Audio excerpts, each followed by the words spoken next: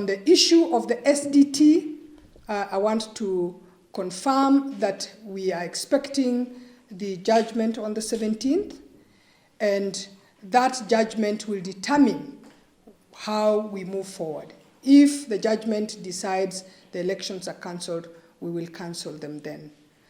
There's been a question as to why we are continuing while the SDT hearing is still going on.